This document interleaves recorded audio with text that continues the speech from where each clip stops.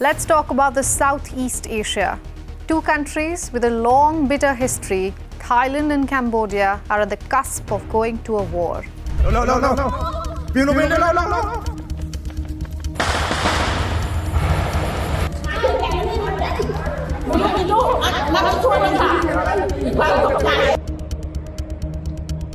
รู้สึกกลัวนิดนึงครับแล้วก็คือไม่อยากให้เกิดสงครามครับอยากให้มันจบลงเร็วๆครับ Clashes broke out early this morning near a disputed area claimed by both countries.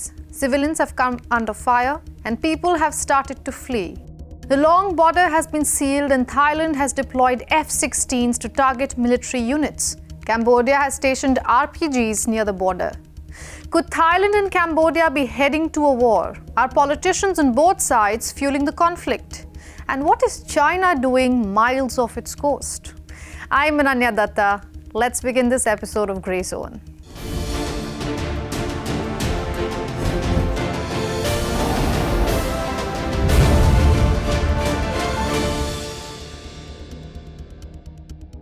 Just 5 years ago, Thailand and Cambodia were in the top 5 countries globally to be rated as world's friendliest country.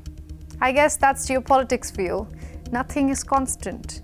Let me give you some context. Tensions along the Thailand-Cambodia 800-kilometer long border are decades old. This border was largely mapped by French colonizers while they occupied Cambodia from 1863 to 1953. Meanwhile, there was another map drawn in 1907 based on an agreement to follow a natural watershed line between the two countries. And this is pretty much where the issue started. Thailand sees the border according to the French, but Cambodia wants to follow the watershed line.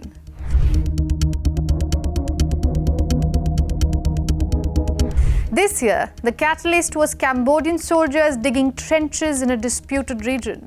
Immediately, gunfire was exchanged, which led to the death of one Cambodian soldier. And tensions have been high since then. There have been tit-for-tat measures from both sides, something analysts say are driven by nationalistic sentiments rather than historical issues.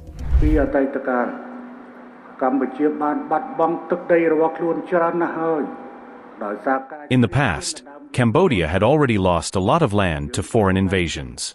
We are determined to defend our current territory that was left over from the colonial times forever. We will not lose any territory, not even a small bit. This conflict couldn't have come at a worse time for Bangkok, which also makes you wonder if the clashes are part of a bigger puzzle.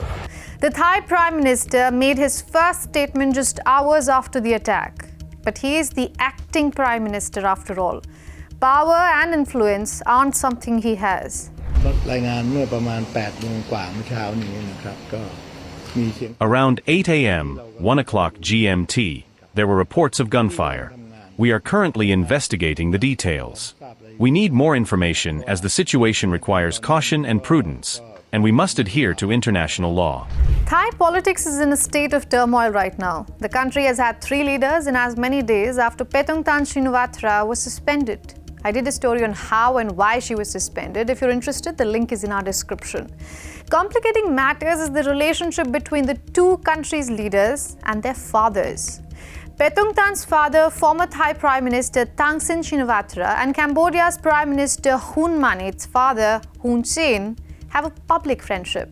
So much so that Hun Sen even provided refuge to Thaksin in Cambodia and named him an honorary economic advisor after Thaksin was ousted in a coup in 2006. So you understand, these are two political families who share a relationship despite the two countries being in an on and off war.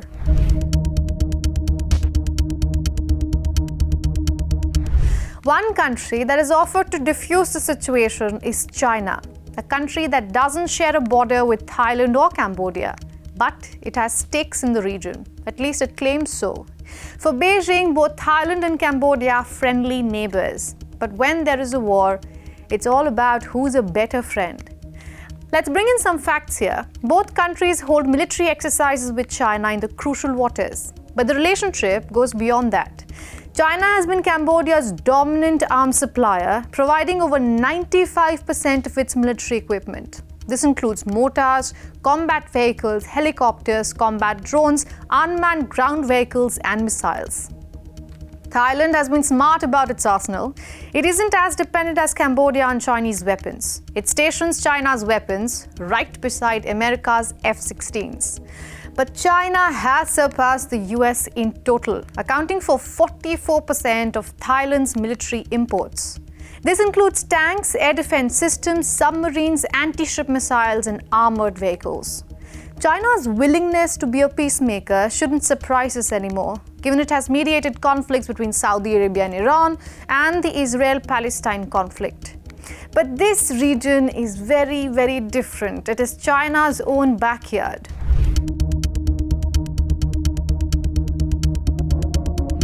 You see, Beijing cannot afford a war in Southeast Asia. It needs the region to stay united, at least to the outer world here being US President Donald Trump's world. At a time when the US is ruthlessly threatening tariffs against friends and foes, a lot of the smaller countries like Thailand and Cambodia are migrating to China's orbit. And Washington is monitoring that. It is changing its priorities. Listen to what US Secretary of State Marco Rubio said at the ASEAN meeting in Kuala Lumpur. This century and the story of the next 50 years will largely be written here, in this region, in this part of the world. Because of your youth, because of your the 2/3 of global growth will happen in this region. It is impossible to ignore it or sideline it, and we have no intention of doing so. So to look at what's happening today and pass it off as just another colonial-era mistake will be wrong.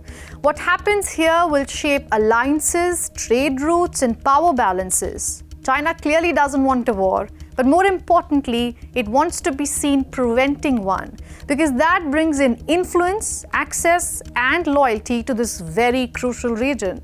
And for the US, it's time to shift focus from Gaza and Ukraine and put money where its mouth is. This is Southeast Asia's moment of reckoning. Let's see how this pans out. I'm Ananya Dutta. You've been watching Grey Zone.